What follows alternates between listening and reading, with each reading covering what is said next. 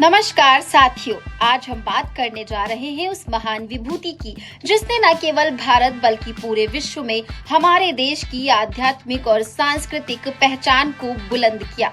स्वामी विवेकानंद। उनका जीवन हमें ये सिखाता है कि सच्चाई की खोज, निर्भयता और निस्वार्थ सेवा से हम न केवल अपने जीवन को बदल सकते हैं बल्कि पूरे समाज को नई दिशा दे सकते हैं। स्वामी विवेकानंद का जन्म 18 जनवरी 1863 को कोलकाता में हुआ था। उनका बचपन का नाम था नरेंद्र नाथ दत्त। बचपन से ही वे बहुत जिज्ञासु, निडर और सत्य के प्रति समर्पित थे। उनके पिता एक वकील थे और मां धार्मिक प्रवृत्ति की। बचपन से ही नरेंद्र को भूत, प्रेत, आत्मा और ईश्वर जैसे विषयों में गहरी रुचि थी।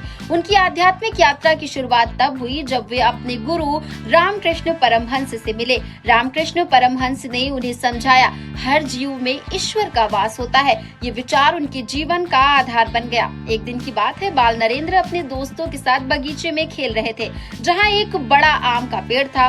वे रोज उस पेड़ पर उल्टा लटकते। एक दिन माली ने डर के मारे बच्चों को ये झूठी कहानी सुनाई कि उस पेड़ पर ब्रह्म राक्षस रहता है जो बच्चों को नुकसान पहुंचा सकता है। सारे बच्चे डर गए और वहां जाना छोड़ दिए, लेकिन नरेंद्र को ये कहानी मानने में कठिनाई हुई। उन्होंने माली से सवाल पूछे, कौन मरा, कैसे मरा, ब्रह्म राक्षस कैसे बना, पर माली कोई जवाब नहीं दे पाया। नरेंद्र ने निश्चय किया कि वो खुद इस सच का पता लगाएंगे। रात को चुपचाप वो घर से निकलकर आम के पेड़ के पास पहुंच गए और वहां बैठकर ब्रह्म राक्षस का इंतजार करने लगे।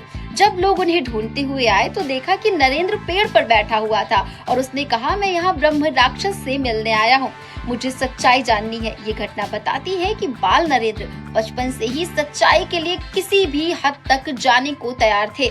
यही जिज्ञासा उन्हें स्वामी विवेकानंद बना गई। वर्ष 1893 में उन्होंने अमेरिका के शिकागो में हुए विश्व धर्म महासभा में भारत का प्रतिनिधित्व किया।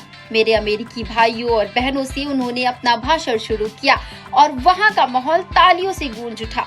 उन्होंने बताया कि भारत वो देश है जिसने सदियों से सभी धर्मों का सम्मान किया और वेदांत, योग व मानवता जैसे उच्च विचारों को अपनाया है।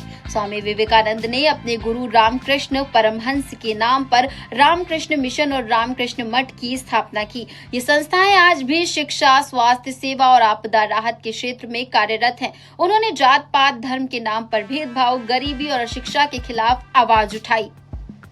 उनके अनुसार जो मनुष्य दूसरों की सेवा करता है वही सच्चा धर्म का पालन करता है। स्वामी विवेकानंद के कुछ अमूल्य विचार आज भी हम सबके लिए प्रेरणा है, जैसे उठो, जागो और तब तक मत रुको जब तक लक्ष्य की प्राप्ति ना हो जाए। निष्ठावान बनो, निडर बनो। हम वो हैं जो हमें हमारे विचार बनाते हैं, इसलिए अपने विचारों पर ध्यान दो। स्वामी विवेकानंद का निधन मात्र 39 वर्ष की उम्र में जुलाई 1902 को हुआ, लेकिन उनकी शिक्षा और कार्य सदियों तक याद रखे जाएंगे। उनका जीवन हमें सिखाता है कि सच्चाई की राह कठिन होती है, पर जो डरता नहीं वो आगे बढ़ता है। स्वामी विवेकानंद का जीवन एक आदर्श, एक प्रेरणा और एक प्रकाश स्तंभ है जो हर युग में मार्ग दिखाता रहेगा। धन्यवाद। जय हिंद।